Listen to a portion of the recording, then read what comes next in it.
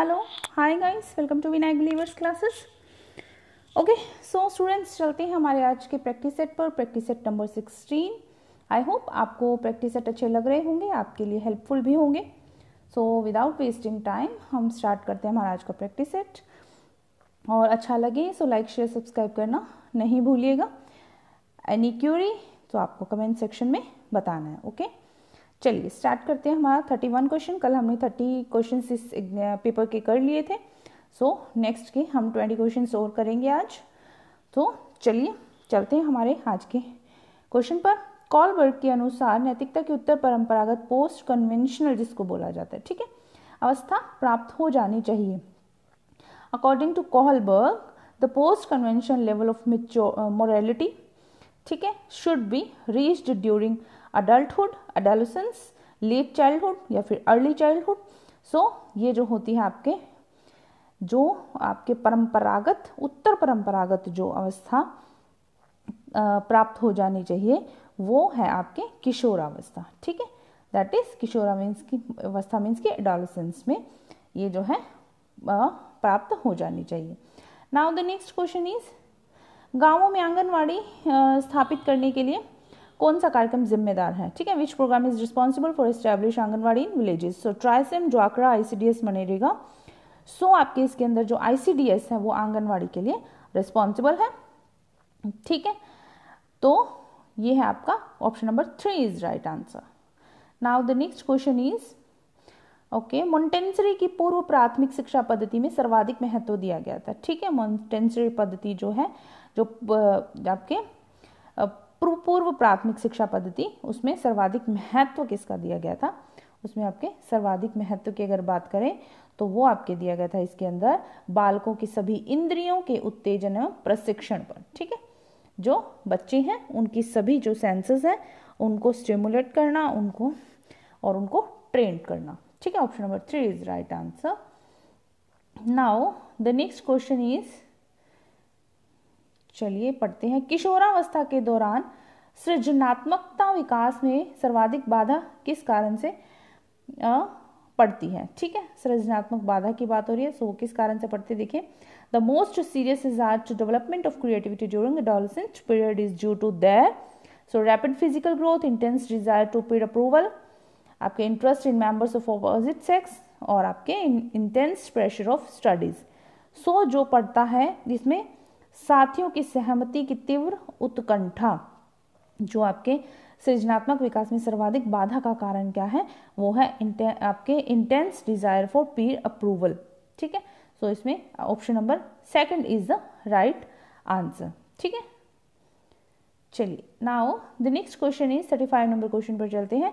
The thinking of pre operational child is dominated by, ठीक है, perceptions, concept and logic, abstract reasoning, none of the above. So इसके अंदर जो आपके answer जा रहा है दैट इज परसेप्शन, ठीक है। एक प्री ऑपरेशनल बालक की जो सोच है मुख्य रूप से संचालित किस पर होती है? वो होती है आपके प्रत्यक्षीकरण से, ठीक है। प्रत्यक्षीकरण होता है समझना, अर्थ समझना, विचार करना, ठीक है, उस पर। सो दैट इज परसेप्शन, प्रत्यक्षीकरण। Okay, now the next question is 36 number question है, individual children of differ from each other in, ठीक है। ये कह रहे हैं कि व्यक्तिक रूप से जो शिशु हैं एक दूसरे से भिन्न होते हैं। तो वो क्यों होते हैं? वो होते हैं विकास की गति की वजह से, ठीक है। विकास की गति मीन्स की जो रेट ऑफ डेवलपमेंट है उससे जो है भिन्न होते हैं। Okay, option number 2 is right answer. Now the next question is 37 number question पर चलते हैं। क्या कहता है? प्रत्येक बालक विशिष्ट है का अर्थ है, ठीक है। प्रत्येक बालक विशिष्ट है का मीन्स क्या है? कोई भी 2 बच्चे अपनी योग्यताओं, रुचियों, प्रतिभाओं में एक से नहीं होते। बिल्कुल ठीक बात है, ऑप्शन नंबर 1 ही सही है कि जो भी बच्चा है, सभी बच्चे हैं, उनके अंदर एबिलिटीज अलग अलग होती हैं, उनके इंटरेस्ट अलग अलग होते हैं, उनके अंदर स्किल्स अलग अलग होते हैं। तो ये क्या है? अर्थ है कि कोई भी बच्चे अपनी योग्यताओं, रुचियों, प्रतिभाओं में एक से नहीं होते। बिल्कुल सही है, बच्चों में कोई भी गुण एक समान नहीं होते और न ही उनके उद्देश्य एक समान होते हैं। हम उन बच्चों के लिए एक समान पाठ्यक्रम संभव नहीं है या विभिन्न रूपी बच्चों की कक्षा में बच्चों की सक्षमताओं का विकास संभव है। सो प्रत्येक बालक विशिष्ट है का मतलब यही है कि सबकी रुचियां अलग हैं, सबके एबिलिटीज अलग हैं। ठीक है। So now the next question is 38 number question पर चलते हैं। एक व्यक्ति अपने वंशानुक्रम से तथा अपने वातावरण से जिस तरह प्रभावित होता है वह है। सो आपके मुख्य रूप से वंशानुक्रम और वातावरण दोनों के बीच जो अंतःक्रिया है उसी से क्या है, व्यक्ति प्रभावित होता है। ठीक है, चलिए नेक्स्ट क्वेश्चन पर चलते हैं। मानव में जो गर्भकाल अधिकतर होता है, ठीक है, मानव में गर्भकाल का जो डेज है वो अधिकतर क्या होते हैं, वो होते हैं आपके 280 डेज। आई थिंक ये सबको पता होगा। चलिए option number second is the right answer, 280 days. Now the next question is गृह विज्ञान की, ठीक है, गृह विज्ञान के प्रसार शिक्षा में निम्न दोनों को जोड़ा जाता है। ठीक है, गृह विज्ञान की जो एक्सटेंशन एजुकेशन है उसके अंदर किन दोनों को जोड़ा जाता है, उन आपके values and skill, knowledge and application technique, formal and informal sector, या फिर literacy of adult and childrens. So जो extension education in home science combines both is knowledge and application technique. Option number second is the right answer, means की ज्ञान एवं प्रयोग की techniques को। ठीक है, चलिए नेक्स्ट चलते हैं नेक्स्ट क्वेश्चन पर। एक संप्रेषण मॉडल में समाहित होता है, ठीक है, एक संप्रेषण मॉडल में क्या समाहित होता है, communication model include speaker, speech, channel and audience, sender message, destination and receiver, sender message treatment, channel and receiver, and then sender transmitter signal, destination and receiver. So आपके इसके अंदर जो आंसर सही जा रहा है दैट इज आपके sender, message, treatment, ठीक है, चैनल एंड रिसीवर। सो प्रेषक, संदेश व्यवहार माध्यम एवं प्राप्तकर्ता जो है ये आपके जा रहा है राइट आंसर।